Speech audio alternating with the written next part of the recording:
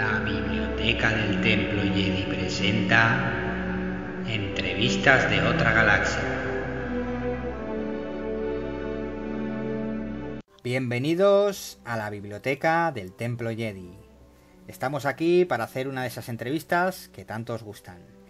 Hoy, por fin, volvemos a hacer entrevistas a autores de libros de Star Wars, que en principio es lo que más deseamos, escuchar a estos pedazos de cracks que se dedican a hacer los libros con los que tanto dedicamos tiempo y disfrutamos, y sobre todo con libros hechos en España por un autor español.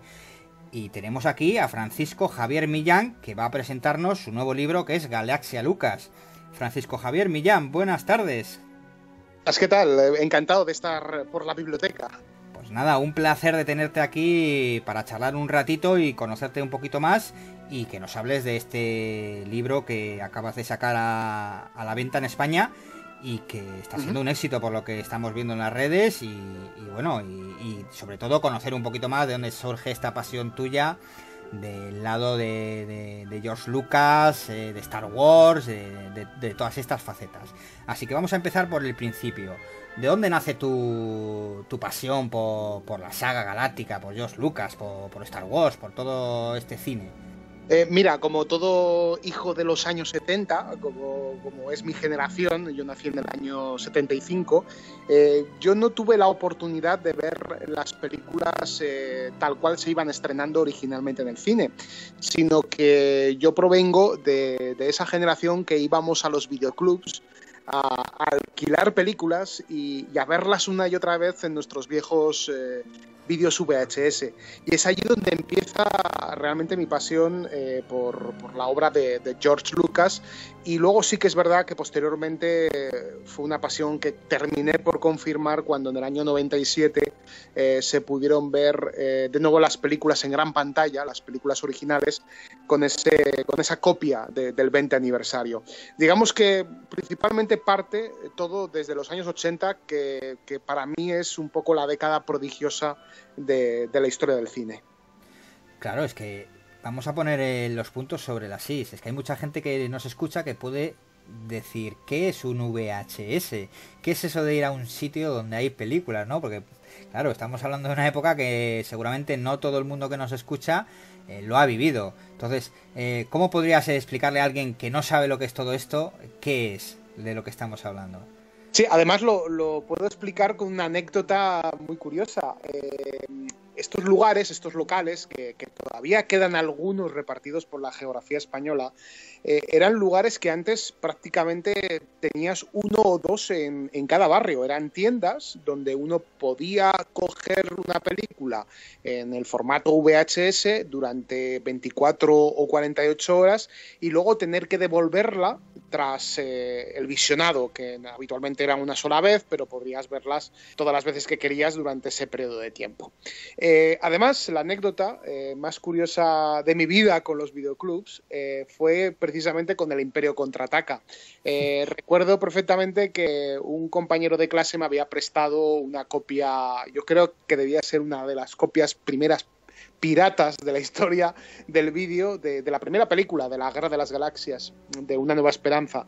Y luego, claro, en cuanto vi la película y flipé tanto con lo que vi, me fui corriendo a por el Imperio Contraataca, por la continuación, para saber cómo seguían las cosas, ¿no? Y claro, ¿qué ocurre? Que en el videoclub que yo tenía cerca de casa, el Videoclub Zaragoza, este videoclub solamente tenía una sola copia del Imperio Contraataca. Así que imagínate la cantidad de lista de espera que había para poder alquilar esta película, que es considerada por muchos el mejor capítulo de la trilogía original. Y claro, ¿qué ocurrió? Que me tuve que apuntar en la lista de espera y tuve que esperar varias semanas hasta que al final la película se quedó libre y el del videoclub me llamó para que yo pudiera tener esa copia en VHS durante 48 horas.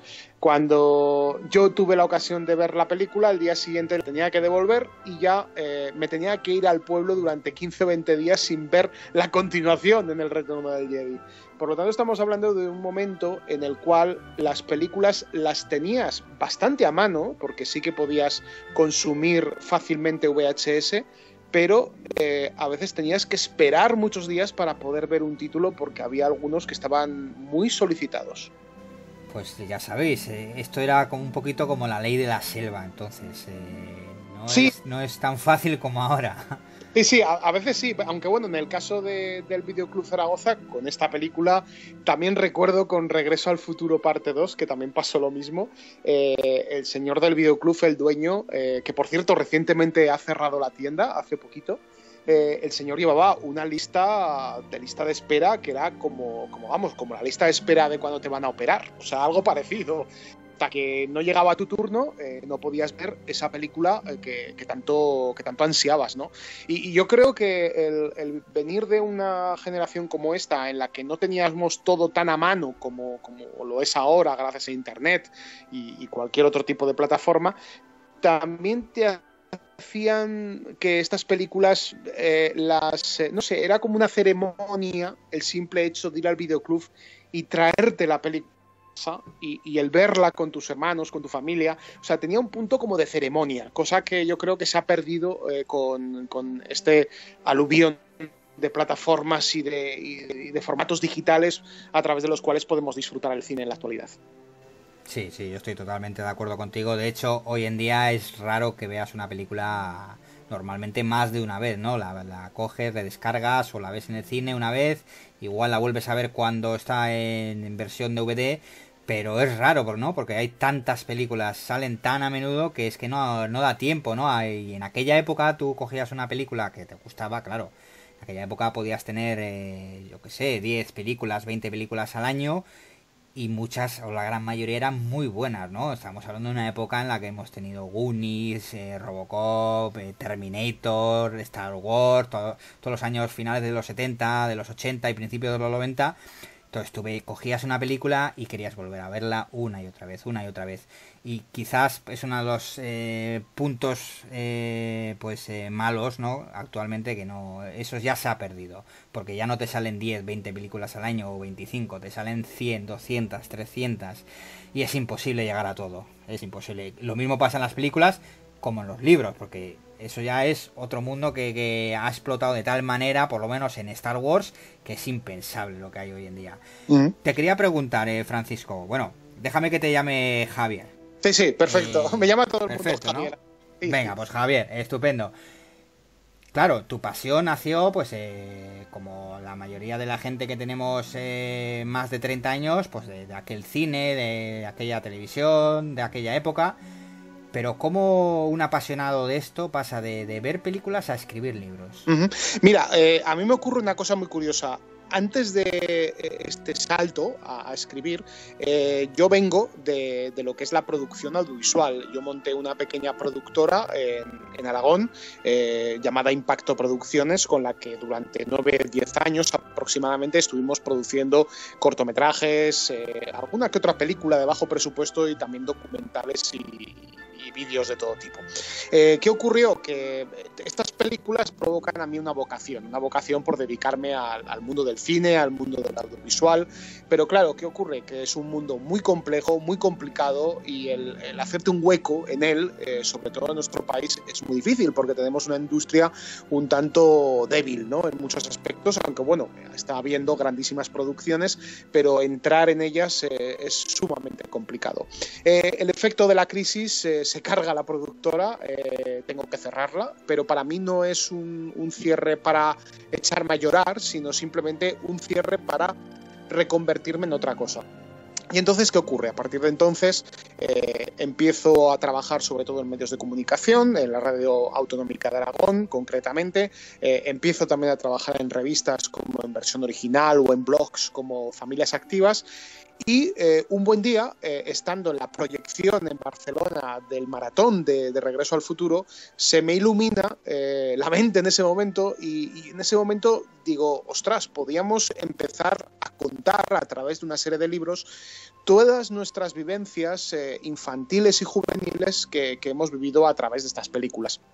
Primero nació un primer libro titulado Generación Goonies. Y tras Generación Goonies y el éxito que hemos tenido, porque vamos a tirar ya la segunda edición del año que viene, pues ya me decidí por este Galaxia Lucas. Digamos que soy un poco un crítico de cine escritor reconvertido en este oficio por culpa de que, bueno, pues el ambiente que había en el mundo del cine en España pues no era el más proclive para poderte dedicar a ello profesionalmente. Podemos decir que en tus libros no solo tienes volcada tu faceta de crítico, ¿no? Sino también de cineasta y de apasionado, ¿no? De fan. O sea, que haces una mezcla muy, muy fresca, ¿no? Muy, muy diferente a lo que se puede encontrar también en otro tipo de libros. Sí, es que, a ver, yo considero que no hay que perder ese lado fan. A ver, evidentemente por mi trabajo tengo que ver muchas películas, aproximadamente veo 3, 4 películas en salas de cine todas las semanas, pero sí que es verdad que cuando se acerca un estreno grande, como es el caso de los últimos Jedi, que dentro de poco viviremos, para mí son películas acontecimientos, es decir, poder vivir de nuevo toda esa emoción de la misma manera que se vivía en los años 80, yo creo que te hace un poco retrotraerte a lo que es tu infancia y un poco a esa pasión de donde nace el cine realmente. Entonces, todo esto está muy bien. O sea, el perder ese lado fan, que yo creo que lamentablemente han perdido demasiados compañeros de mi profesión, yo creo que de vez en cuando hay que apelar a ese espíritu, ¿no? Porque no hay que perder en ningún momento la ilusión. Y yo creo que la producción de Lucasfilm en general está cargada de esto, está cargada de ilusiones. Si no, no estaríamos hablando de que el 15 de diciembre he hecho todo lo posible para no tener ningún trabajo ese día para poder acudir solamente al cine, ¿no?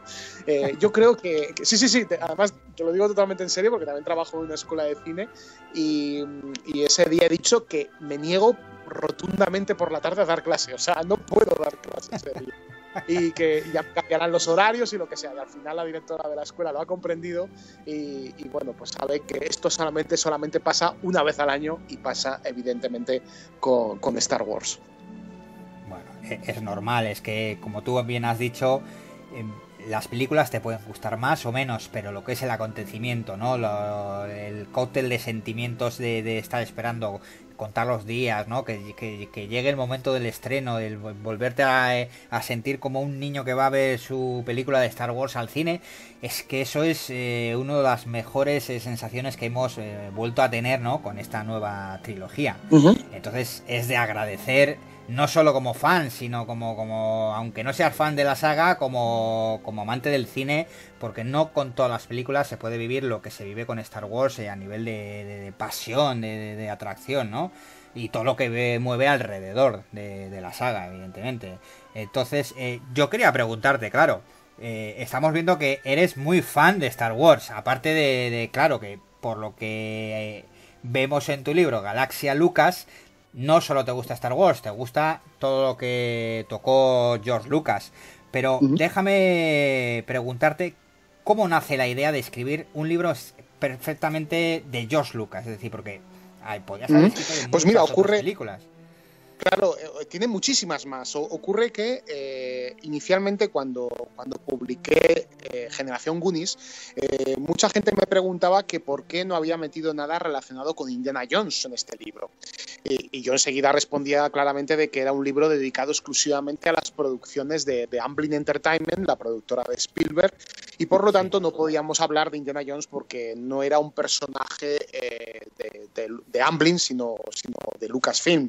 Entonces, hablándolo con el editor, inicialmente la idea original era probablemente habernos centrado exclusivamente en Indiana, pero luego me di cuenta de que había un material muy interesante para poder contar más allá de lo que es Indiana Jones, Star Wars y luego todas esas películas que hay alrededor de esta productora, porque claro, tenemos títulos míticos como American Graffiti o Dentro del Laberinto, que también están muy presentes en varias generaciones de espectadores y que yo creo que englobándolas en una misma guía, en un mismo libro, hace que puedas ver de manera global el mecanismo de una productora como Lucasfilm, hasta el punto de darte cuenta que hay películas que son derivadas de otras, es decir, cuando a Lucas le iba mal en algún título, al final terminaba volviendo a las dos sagas que más le han dado dinero, como es el caso de Indiana Jones y Star Wars. Por ejemplo, las precuelas de Star Wars se hicieron por dos componentes importantes. Por un lado, Lucas vio que había una tecnología nueva que quería explotar y por otro lado llevaba prácticamente 10 años, una década entera, sin tocar el éxito. Prácticamente desde Indiana Jones y la última cruzada en el 89 habían pasado 10 años hasta el 99 sin haber visto un gran taquillazo. Por lo tanto, volver a apelar a la saga fue producto al final de temas empresariales, porque es una empresa además independiente, ahora ya no lo es, pero antes era una empresa totalmente independiente de lo que es el sistema del Hollywood moderno. Claro, tienes razón, la verdad. Y claro, tú sacas esta idea, ¿no?, de escribir este libro, pero ¿cómo te pones a ello? Es decir, claro, una cosa es tener la idea y otra cosa es ponerte a sacar el material, a investigar. ¿Cómo es este proceso que has llevado a cabo? De hecho, perdona que te interrumpa, hoy hemos visto un escrito tuyo en el que hablabas de cómo empezaste pues con este proyecto en diferentes bibliotecas, ¿no? Exacto. Evidentemente, cuando uno se enfrenta a hablar de películas, tienes que volver a leer, ver películas y sobre todo leer muchos libros que antes han contado lo mismo. ¿Qué pasa? Pues que al final tu libro se termina convirtiendo en una especie de guía de muchas de las cosas que se han ido contando en otros libros de maneras separadas, porque al final, gracias a esa bibliografía y ese trabajo de investigación, has podido crear una nueva obra. Porque prácticamente ahora, a ver, sobre todo en Star Wars, está prácticamente todo contado. Por lo tanto, aquí el objetivo, o un poco la suerte, es buscar una nueva visión o una nueva manera de podértelo contar, ¿no? Y claro, todo este proceso de documentación es un proceso que se hace de fondo, que prácticamente nadie lo ve, salvo tu gente en casa, etcétera, y cuando te tienes que ir a la biblioteca. Y efectivamente hoy, que el día que estamos haciendo el programa, que es el día de las bibliotecas, hoy he sacado en Twitter pues 2 lugares que para mí han sido vitales en este proceso, que han sido la biblioteca de la Filmoteca de Cataluña y una pequeña biblioteca pública que hay en Sant Andreu de Llavaneres, donde habitualmente voy, a ver, no todos los días, pero algunas semanas nos ha tocado estar por allí. Y la verdad es que aprovechando la estancia, hay una biblioteca estupenda allí donde hay mucho libro dedicado a Indiana Jones y a Star Wars. Pues allí fui tomando apuntes de aquellos temas que yo quería tocar en el mío, ¿no? Y es un proceso muy interesante y muy entretenido, aunque lo vas cogiendo y dejando. Es decir, no te dedicas a ello de manera todos los días. Hay escritores que dicen de que todos los días hacen algo de su libro. En mi caso lo iba cogiendo en función del trabajo, de lo que el trabajo me dejaba, ¿no?, realizar, el trabajo de la radio o de la formación, ¿no? Y luego esto todo empezó allá por febrero del 2016 en esas 2 bibliotecas y ahora pues ya tenemos el libro en la mano. Es decir, prácticamente unos 9 o 10 meses de investigación, de documentación y otros tantos de escritura. Muy bien, la verdad que tienes razón, escribir un libro es más de lo que se piensa la gente, el trabajo que hay detrás, no solo de pensar qué es lo que vas a escribir, de ponerte a ello, de buscar material y luego todo el trabajo que viene detrás con la editorial, que en este caso Galaxia Lucas pertenece a Diablo Ediciones, el trabajo que hay de maquetación, de edición, de todo lo que hace una editorial para que el libro, de lo que prepara una persona a lo que luego se ve, es un mundo, claro. Entonces, para toda esa gente que igual todavía no conozca de qué va tu libro Galaxia Lucas, háblanos un poquito qué es lo que encierra esta maravilla. Mira, el libro comienza hablando unas pequeñas pinceladas de la biografía de George Lucas, de su propia vida. No he querido adentrarme excesivamente en la vida de él, porque para ello ya hay muchos libros, pero yo empiezo el libro hablando de una cosa muy interesante, que fue el accidente de tráfico que tuvo cuando era muy joven. Un accidente que le hizo reconvertirse de querer ser velocista o, por así decirlo, conductor de coches profesional para las carreras, reconvertirse y ir al campo del cine, ¿no? Esto era un poco por parte de su rebeldía personal, porque él se quería ir de casa, quería marcharse de su familia y él lo que pretendía era hacer algo que fuera totalmente rompedor a lo que había hecho su familia hasta ese entonces.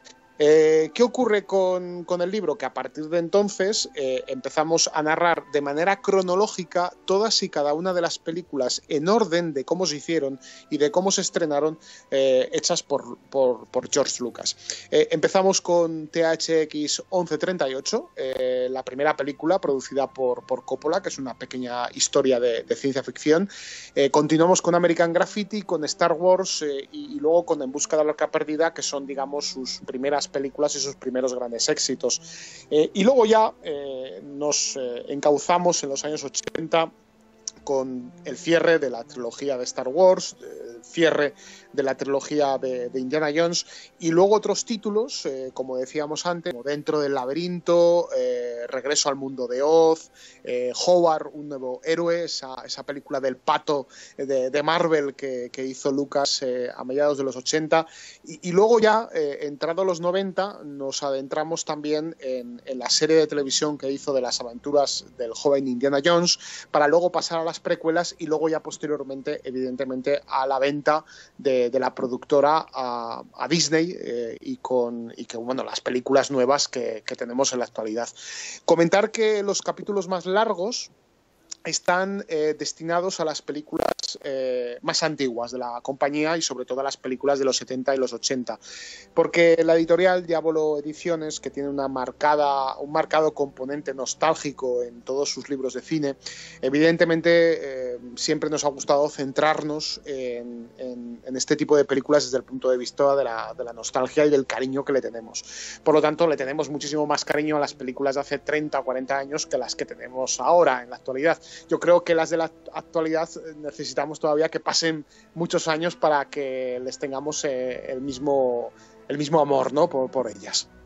Pues tiene una pinta estupenda, la verdad, lo que nos estás contando, y sobre todo para descubrir todos esos secretos que nos cuentas en el libro, no solo de Star Wars, porque no solo de la saga galáctica vive un fan, y nos gusta todo, nos gusta Indiana Jones, nos gusta todas esas películas mágicas. No sé si hablas de hecho de la película de Willow, que para mí es una también de las películas que más me gustan de aquella época. Sí. Porque también sale en el libro, Sí, por ¿verdad? supuesto. Es uno de los capítulos además más importantes porque es una de mis películas favoritas. Yo cuando era crío jugaba mucho a los juegos de rol, al Dungeons and Dragons, y películas como Willow o también otras como Conan el Bárbaro, El Señor de las Bestias y demás, eran una plasmación de esos juegos que hacías con los amigos y con la familia, ¿no?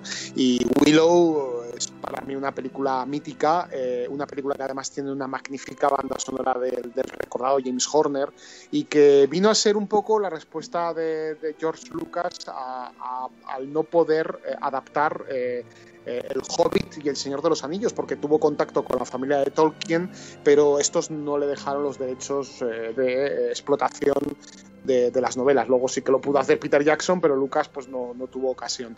Entonces él se tuvo que inventar una historia que tiene muchos componentes similares al primer Hobbit, a la primera novela de Tolkien, y a partir de entonces pues se crea una historia de hadas, enanos, guerreros y todo esto orquestado por un director que en esos momentos estaba empezando, que era Ron Howard, que luego se ha demostrado que es uno de los realizadores que mejor saben conjugar la calidad con la comercialidad en el cine. Es una película que además destila magia, no sé qué tiene en las escenas, en la fotografía, en las actuaciones, destila un tipo de magia que ahora es muy difícil de encontrar en el cine actual. Me atrevería a decir que el único que ha podido rozar esa magia ha sido Peter Jackson con El Señor de los Anillos, pero esta tiene un punto especial que la hace inolvidable. Sí, yo creo que lo que dices es eso, que tiene un algo, ¿no? Los efectos especiales no han perdido su característica de aquella época, no los ves y te chirrían los ojos, tiene un color, un aura, ¿no? Que dices, ves, que parece que estás leyendo un cuento mágico, hay magia. Entonces yo creo que vivimos una buena época de películas, y tú nos lo retratas muy bien en tu nuevo libro Galaxia Lucas, de Ediciones Diablo. Y bueno, yo te quería preguntar ahora, unas cuantas preguntas así de forma rápida para ver qué es lo que nos contestas. Es una sección que nos gusta hacer siempre a los invitados para no dejarles tiempo ni siquiera a pensar. Muy bien. ¿Estás preparado? Preparado, sí. Venga, vamos allá. ¿Star Wars o Indiana Jones? Pues mira, te va a sorprender. Indiana Jones. Bueno, está bien. ¿Han Solo o Indy? Te lo vuelvo a responder, Indy. Es que para mí es mucho Indiana Jones. El Dr. Jones me pegó fuerte. Bien. ¿Luke, Han o Leia? Me quedo con Leia. El libro además está dedicado a ella. Muy bien, entonces es una maravilla. No sé si habrás leído el último libro que ha salido en Estados Unidos sobre Leia, escrito por Claudia Gray, pero si no lo has hecho, te lo recomiendo. Es una gran novela. Tomo nota. Bueno. Seguimos. ¿Libros Star Wars has leído o sueles leer alguno? Sí, bueno, leí en su momento en los 90 algunos de estos del universo expandido como Sombras del Imperio y la Tregua de Bakura. Sobre todo esta de Sombras del Imperio, que me llamó mucho la atención este proyecto. Bueno, o sea que has leído la creme de la creme del universo Leyendas, ¿no? El antiguo universo. Sí, que ahora no es canon, efectivamente. Bueno, exacto, aquí en este momento habrá mucha gente que se habrá relamido los labios pensando en el antiguo universo. Sí, en el libro además hablamos de él también. Me gustaría haberme extendido más, pero sí que es verdad que hablamos y sobre todo de las Sombras del Imperio. Muy bien, una gran novela, la verdad, sí. No sé si eres amante de los cómics en general o de los cómics de Star Wars, si has leído o lees algo. No, en este caso no soy amante de los cómics. Estoy enterado a través de mi hermano, que sí que es muy amante y muy fan de todo lo relacionado con Star Wars y reconozco que me he podido documentar gracias a la colección que él tiene en casa. Bueno, siempre viene bien, ¿eh? Yo empecé así con los cómics de mi hermano y mira dónde estoy ahora mismo. Venga, vamos a la siguiente. ¿Cuál es tu película preferida de la saga galáctica? El Imperio contraataca. ¿Episodio 7 o Rogue One? Rogue One. Rogue One. ¿Y por qué? Porque tiene el aroma a las películas clásicas. Es la precuela que todos habíamos querido ver. Está claro que por nuestra edad, nuestra trilogía, y en el caso tuyo, tu trilogía es la trilogía clásica, evidentemente.